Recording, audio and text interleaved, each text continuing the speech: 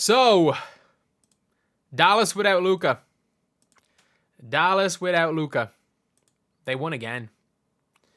The Dallas Mavericks have just won another big game without their all-star, without their star, without Luka Doncic. They've just won another game. And a lot of people, a lot of Mavs are falling for the trap. And what do you mean by falling for the trap? They are falling for the we are better without Luka Doncic trap. We've seen it plenty of times before. How many times have we seen a team go on a run without their best player and think suddenly they are better without that player? The conversations then start, and it almost always ends in said player being maybe not traded, but like being almost phased out. And if you guys enjoy this channel, subscribe though. We are trying to hit 4.5k by the end of the day, and right now we are 63 subscribers off. Wow. Only 63 off. That's mental. Thank you guys so much for all the support. Either way, we have got Luka Doncic here. The Dallas Mavericks are doing okay this season. They're not brilliant. They're not bad. If you want to look at the Mavs for their standings this year, they are... where are they? They're in the 8th seed. They're 9-7. They have this basically the same record as the Denver Nuggets. Like, it's a bloodbath. The West is a bloodbath. Like, you can just go on a little bit of a win streak and you can go from like 11-7. Like, there are 12 teams 500 or above in the Western Conference. It's mental, that conference. But if you want to look at the Dallas Mavericks, they're 9-7, but their last couple of games, they beat the Denver Nuggets yesterday. And this wasn't like, oh, a Jokic-less Denver Nuggets. This was a Denver Nuggets with Jokic dropping 37-point triple-double. Like, Nikola Jokic yesterday had, 33-point triple-double. 33 points, 17 rebounds, 10 assists. And that's just a normal game for Jokic. Like, he's the best player in the world by so much. But obviously, his team is, like, Jamal Murray doing his best Jamal Murray impression with 4 of 16. Like, his team is just... crazy how iffy this team is, but I mean, the best player in the world is Jokic, and it's not even close. Like, if they can get to like the 6th seed, just give him the MVP. And it doesn't even matter, even if they don't make the playoffs. At this stage, if for the season he averages 30, 14, and like 11. Let's just say he averages 30, 14, and 10. Just give him the MVP if they win 41 games. Either way, the Dallas Mavericks, without him, Kyrie Irving comes in, only 19 points, but Gafford is 13, Najee Marshall is 26, Quentin Grimes 14, Kyrie obviously 19, P.J. Washington 22, Lively is 11, and Clay is 0. So with Clay having 0 points, with Luka Doncic not being there, they beat the Denver Nuggets. And we're seeing the trap being fell into by Dallas fans. We're seeing that we're seeing the people like turning almost on Luka Doncic, and we're now seeing where it's like, you know what, like Kyrie Irving's actually the best player. This team's better without Luka Doncic. That is now the prevailing thought. You need Luka Doncic.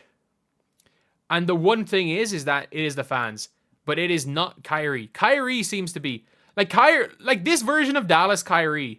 Man, it seems like Kyrie just in general, in just life, seems to just be more calm in Dallas.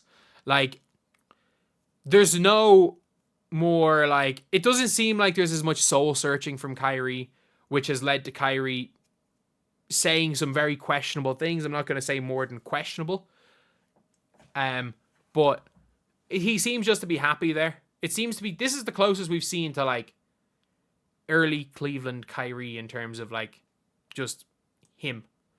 But you can see here, Kyrie's message to Luka Doncic of Denver win. We miss you. Hopefully at home you're happy. This is definitely one for him. Like, he's making sure there's no ifs, ands, or buts about it.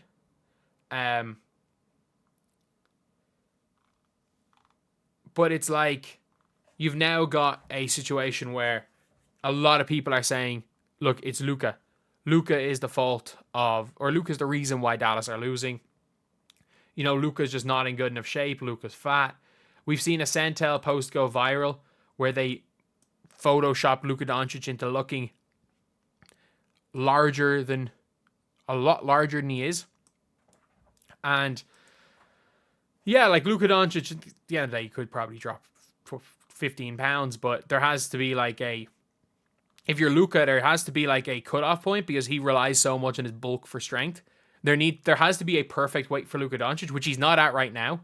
I'll admit that. I think anyone would admit that.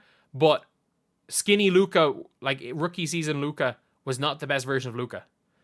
Like there's definitely a weight that Luka Doncic can be at where he can be at his most effective.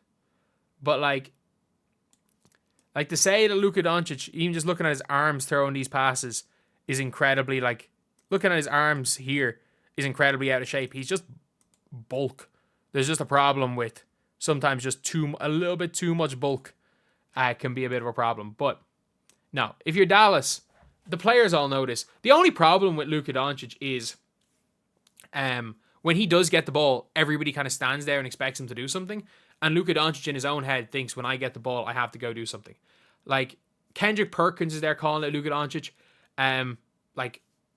If you've Kendrick Perkins giving out or saying something about you, it obviously should go in one ear and out the other.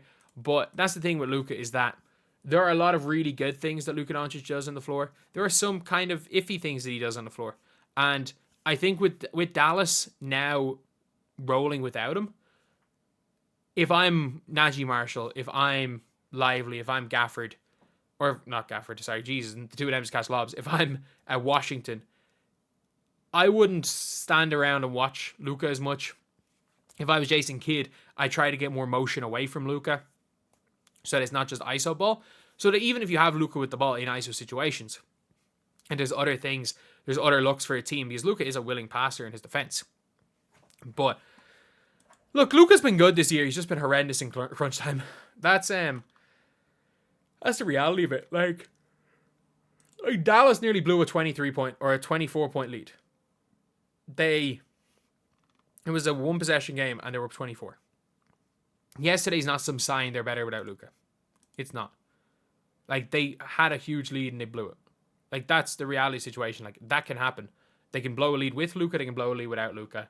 But if you're a Dallas Mavericks fan, do not for 1 second think that you are better off without Luka Doncic. We have seen so many players, we've seen so many teams, we've seen so many fans go down that route. And whenever that player ends up being traded or that player ends up being gone, they realize, oh shit, we kind of needed that guy. So anyway, that is the video. Thank you guys for watching. Please like, comment, and subscribe.